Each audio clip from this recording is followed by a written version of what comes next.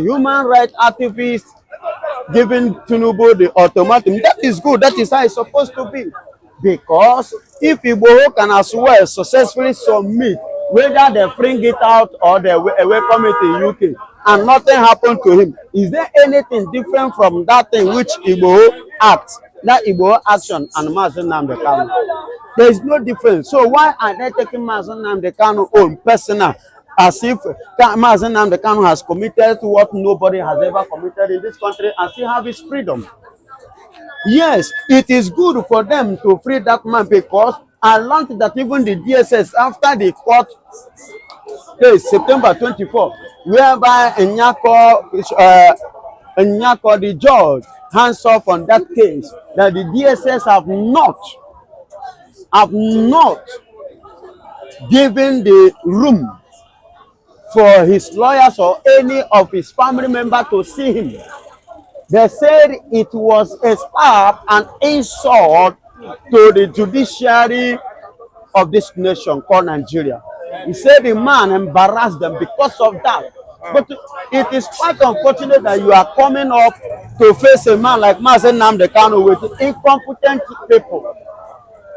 The people that are incompetent. And that is to tell you how incompetency Nigeria is. It have not Mazen nnamdikanu that insult Nigeria, but Nigeria are the ones that insulted themselves. Because they themselves, by themselves, violated the law of their land, which Mazen nnamdikanu clarified them. Are you getting it? So now they are denying him his civil right. But I learned that the court have already issued warning to the DSS saying that they should allow Mazen nnamdikanu to be visited by his people, to be checkmated according to the law. But whereby they refuse to do that, the DSS chairman, the boss, will be arrested and be jailed for violating the court law. You know, in the court, it was stated that Mazen nnamdikanu must not be restricted from being visited by his own people, either the lawyer or the family or anybody. You understand? Yeah. So now doing this, it is quite well and good that the Tinubu should remove that hatred on Igbos, because this thing is hatred. Tinubu, you hate Igbos. Out of this hatred, that is why you see Mazen nnamdikanu and your brother has submitted the same letter in UK, and you didn't do anything because he's a Yoruba man.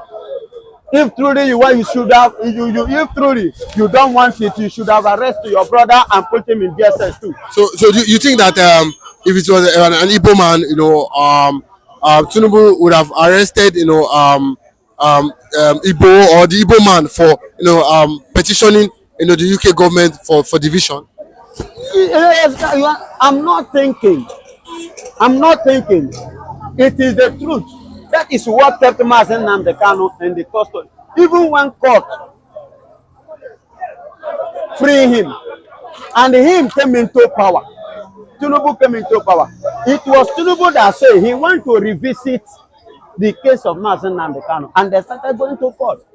If Tinubu want to be sincere to himself, if not the hatred, what's stopping him from saying, since court, the Supreme Court, which is the highest court in the Federation of Nigeria, has free you, or hey, there's you people should leave that young man, or you go your way.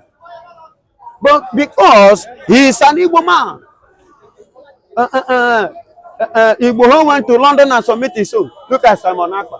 They have been looking way, if possible, to kill him, to murder him. Are you getting it? Because he's an Igbo man. But do you have other Yorubas even saying, there's one, I don't know if he still remains the OPC boss, the one that Gani Adams. You know, he himself was part of this Oduduwa. Why not Tinubu go and kidnap him, just as they kidnap Mazen nnamdikanu, or arrest him? All these people, and many, has come out, declare themselves that there are some group, even as I'm talking to you now, in Nigeria, which one happened to die either last week. Yes, last week. One among them died. They still stand agitating here, talking about Oduduwa. Why not Tinubu go and invade them and arrest them? No, let's be sincere to ourselves. Everything happens as a result of the hatred which he, Mr. President, had on Igbo people. And that is what is happening today. As you can see the kind of troops of soldiers and police that they sent to East. Why not send it to West here? Yorubas have unveiled so many of their armor tanks and so many of some ammunitions in their land. Why not federal government, Tinubu send people, soldiers to that place? Because this one is Igbo people. That is the hatred that they have against the Igbos. You understand me? So let's call a spade a spade. Let's call the truth. I am not speaking to entice anybody. I am speaking nothing but the truth. And that truth is what I will continue to speak. But why do you think the DSS they continue to still refuse, despite the court ordering them to grant access, to nnamdikanu? Why do you think is it that because Nigeria is not a country that listen to what the court the court orders, or do you just think because they believe that they have the power to do anything they want, that's why they act in such a manner? No, DSS did not have power to do what they want to do. DSS are acting under influence of power based on the position of the person in power and what they ask them to do. In Nigeria, they believe that once they are in power, you are above the law. Not like America, not like other advanced countries. Not even like Ghana here. No, Benny. Because these ones are better. Even what is it called? Burkina Faso is better than Nigeria. Are you getting it? I give you an example. During the time of policy 2023, cashless policy, you will find out that the Northerners are collecting the money, old money. Only here they are not collecting the money. And if you say spend, they will tell you, say, Mayflower have not spoken, Buhari have not spoken. That is to tell you that Nigerian law, Supreme Court, does not exist. So long them in position there is concerned. On a normal phenomenon, whosoever that violated the law is supposed to face the law. Buhari doesn't supposed to be working freely. And Mayflower, likewise, the Mayflower too, they're supposed to be serving in jail time because the court have ruled and they themselves violate it. And whosoever that violate the law of the land, there's a consequences for that. But because in Nigeria it's a lawless country, let's say the truth. We don't value the law. The law is only meant for the masses, the poor masses, the masses. You understand? It's not for the country. It's only in Nigeria that will tell you, go to court now, look at people protesting, they arrest them and kill some, and they begin to quote law. And they forget that they act inside Nigerian law and inside the constitution all over the world. That the people, the only way for them to air their mind is through protest. That is to tell you that Nigeria is a lawless country. It's a country whereby anything law, constitution is not relevant and it's not useful. And it's not being mined. It doesn't have strength. Nigerian constitution and their law doesn't have strength. It doesn't have power. So, and that's just it. So, him still remaining there is not by the power of DSS, it's by the power of Buhari and Tinubu. Okay, but do you think Nyako will still want to, even though the Chief Justice of Nigeria have given her the order to continue as regards being the presiding judge of nnamdikanu's case, do you think that she will willingly want to continue as regards this the case? Listen and listen go. She's not ready, and she's not ready, and she will not be willing. But she's the longest serving judge as regards presiding over the case. She's the longest serving judge, good and fine, serving the case, and now she have looked into the matter and see that it doesn't make sense to her again, so she decided to quit. Is it because she's scared? Not being scared, there are some things. The only thing, let me tell you, the only thing that will make her to come back to the case is two things: threatening of life and money. It's the only thing that will move her to pick up the case again.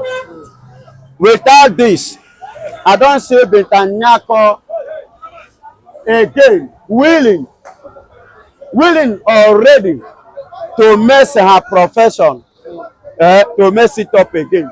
Because if you watch what plays in September 24, you will know that the woman has to hands off. Because the more she attends to the case, the more they expose and they mess her quality.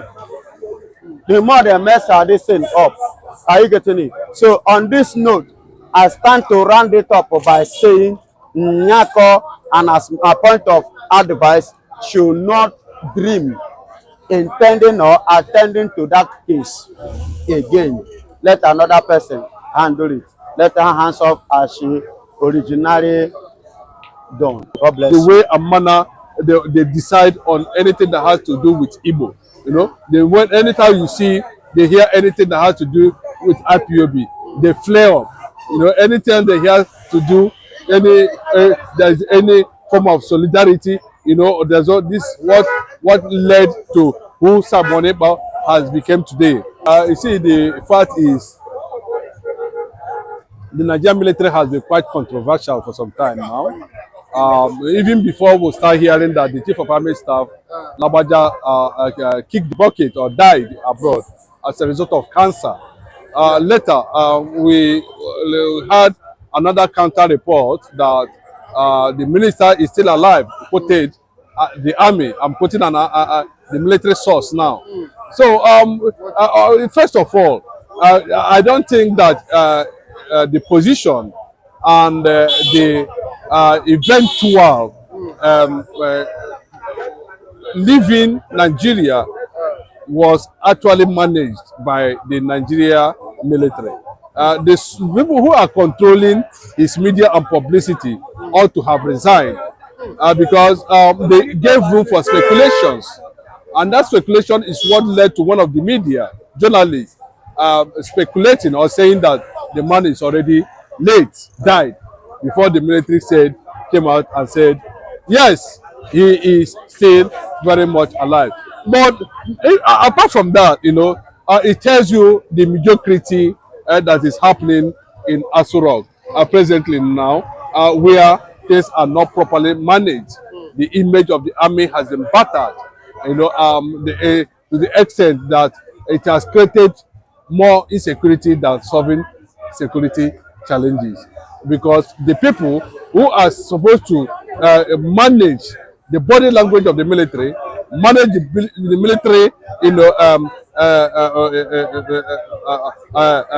counter insurgency, manage the military position on Boko Haram, manage the military position, you know, in the public glare, has failed completely. And that's why you see, you know, it looks as if the Nigerian military has always been ridiculed, you know, by the masses, or perceived to be something that's already been monetized, instead of being something that came as a result of their fundamental duty to protect lives and property. But away from that, you know, the muzzle, they always show some kind of, you know, funny strength when it comes to the way and manner they decide on anything that has to do with Igbo. You know, anytime you see they hear anything that has to do with IPOB, they flare up. You know, anytime they hear to do there's any form of solidarity, you know, there's all this what led to who Samoneba has become today. Samoneba prominently came into limelight as a result of the murder carried out by the Nigerian military, right inside nnamdikanu's compound, where about 28 people were murdered. You know, and the question is, you know, at what point will Igbos be murdered at will without any provocation? Somebody will just enter in a particular place and just kill people, and it's still ongoing. And you're telling me we will now have more and more and more and more of Nnamdikanu and Simon, but we keep on having them, you know. But the fact is that the military have not deviated from their position as the people that have that mandate to protect the territory, the integrity of this country.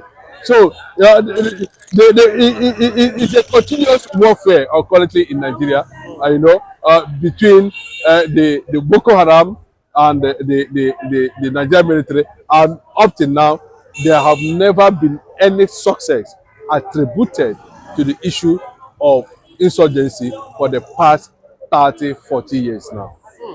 So what does that tell you? It tells you, that this insurgency is being done in Nigeria, and this insurgency Nigeria have their own military that cannot be able to solve the issue of Boko Haram up to date. So what does that signify? It signifies that Boko Haram is beyond what we can see and understand. And that has led to the position where we find Nigerian military up to today. A lot of people are saying that they are not actually very, effective, in trying to do that. But when it comes to anything Igbo, you see the way they are running down, they are killing people, they are, sabotaging, they are destroying the eastern part of the country. It is, and we know that it's a deliberate agenda by the Nigerian government to cause more insecurity in the east in order to weaken the eastern economy and also weaken the resolve of an Igbo man. But heaven is watching and also God is watching. The world is documenting everything that is taking place on daily basis, as it relates the position of Biafra in Nigeria and the position of Nigeria in Biafra. So someone like Lagbaja, will you say is involved in what is going on as regards the military operations in the southeast? There's no how they wouldn't have been involved. This is not the first time. He didn't just emerge the chief of army staff. He has been there. He knows what is happening. He knows what's going on in the military. He knows that they entered nnamdikanu's heart and killed 28 people. So he is fully aware of how the Igbos are being treated using the Nigerian military, against them now and the future. Even before now, it has been going on. So he cannot tell me it's new. What he has come is to continue from where they normally stop, because I felt that it is a collective agenda they are pursuing, and that agenda has given rise to a lot of things. And when the time comes, I think the international community will begin to question the rationale behind all these things when the time comes. It is not something that is going to be thrown under the carpet anymore. It is not something that will sweep under the rug this time around. We will continue to push for reality. We will continue to push for it. And one day, we will definitely have it. This is not the era where anything you do, you hide it and you think that people will not be able to know at the end of the day. The world is getting, informed on the development surrounding what is happening in the entire East and the conspiracy that's also going, given what is playing out, given how the northern Nigeria has continued to push northernization in the southwest and in some fraction in the south-south, which when the Biafra come, those things will be wiped away and restricted and resisted at the end of the day. You have said it all. You have said it all. The backwardness of Nigeria, the problem of Nigeria is during the war and after the war. And even when we try to make Nigeria better again, we the Biafrans try to make it better. Out of the fear and the hatred, they still remain in that backward, and that is what is affecting Nigeria completely. That will sink Nigeria. It's not just affecting now, it's sinking Nigeria. Do you know how much is dollar? No, do you know how much is dollar? Per dollar now is pushing almost 2,000 naira per $1. Are you getting it? So Nigeria is serious. They have already. Should I use the past tense or should I continue with the present? Nigeria is already sunk inside the ocean of non-returnable. Ocean of non-returnable. Not a lake. No, a lake is too small. Inside the ocean, Nigeria is sunk, not sink again, but to sink. Wow. Inside is ocean. there any hope of redemption? Akiza will give Gowon before he dies. That will give him Joy. The only credentials and what will give Gowon joy is that Gowon will be alive to witness the freedom of Biafra, the declaration of Biafra. That will give Gowon joy. Yes, I am happy that Yorubas are coming up to the original census, which started then back in the years, which led Ojukwu going to the prison to free Awolowo, who reached on the way and disappointed him from the agreement, initial agreement. I am happy they are coming up now with their census, because if your father fail, you must not fail. Are you getting it? And you will not stand because your father is poor. You too want to claim poverty. You don't. Poverty is not something that you should use and brag. You don't boast with poverty. No, no, no, no. It's something that you need to reject. You reject poverty, rebuke it, and find a way to survive out of it. Thank God they are coming up. Thank God they are welcoming it. Yes, the genocide of Gowon is telling on him right from his house. He's telling on him today. He's telling on Nigerians. But does it look like someone that regrets his action? He is regretting. Not that does it mean he's already regretting it. How he wish he could turn the right hand back. Are you getting it? And then he would have not. Remember his statement which he made last time. He said that he regretted of ever carrying out that genocide, that war. He wouldn't have started it. And he made another statement.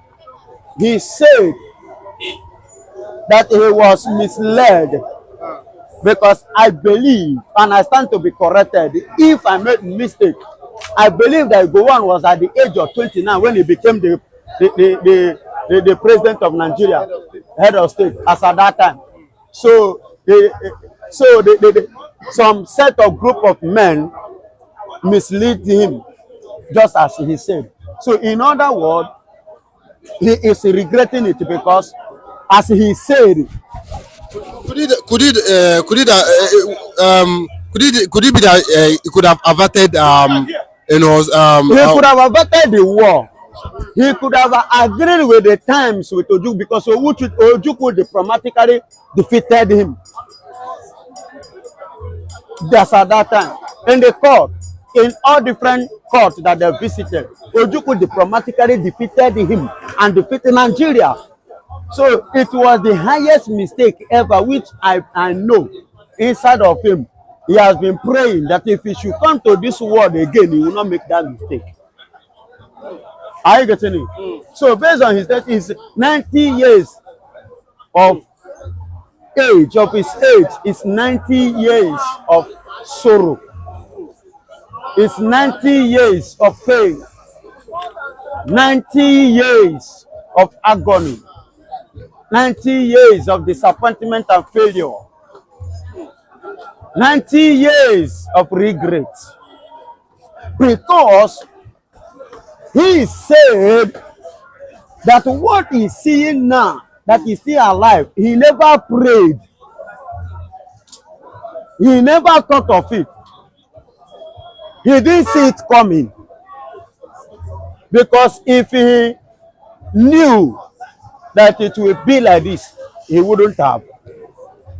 So that is to tell you, he is regretting it. And he's not happy about it. And he will never be happy. And I say somebody talking about, I don't know whether it will be or whatsoever. I don't know any of the persons saying that he should be forgiven. Listen and listen good. You know, we just carry Christianity for Christianity is not a religion. No. In case you don't know. Christianity is not a religion. Okay, it's what? Thank God. Christianity is practicable. It's a practical thing. It is something you practice, you prove. So it's not something that you are born with. It's something you practice. That is not something that is in you. No, you practice it. And let me tell you, another word of Christianity. What is the meaning of Christianity? Again, some people will tell you Christianity is a life of Christ. That is a Christ-like. No, no, that is what many believe. But I am here to correct that notion. I said, I quote again, I said that Christianity simply means sincerity. Simply means self-sincere. That is Christianity. That is what Christianity is all about. Because Christ himself, being a sincere person, he now showed that sincerity to everyone that comes around him. Christianity is love. It's not something betraying. You don't betray people. Are you getting it? You don't call Christianity and being a part of the betrayers. Jesus never betrayed because he's a man of sincerity. He's a man of love. He's a man of one. Are you getting it? So that is what Christianity is all about. And I am happy today that Yoruba has come to join, has come to realize themselves for what they're supposed to have done back in the years. You know, as they were given opportunity of leadership, so they believe that Omo Igbo, as they usually say, Omosh, let's continue to. So, hello, do you know that as I'm talking to you, do you know that in the eastern region, those that go to farm have more peace than those that go to farm in the west, than those that go to farm in the north? Are you hearing me? Those that go to farm, why I'm telling you this? In my side, we are known of a state that produces rice. And rice is not a farm or something you do within inside your compound. No. You know, many people have not, they don't have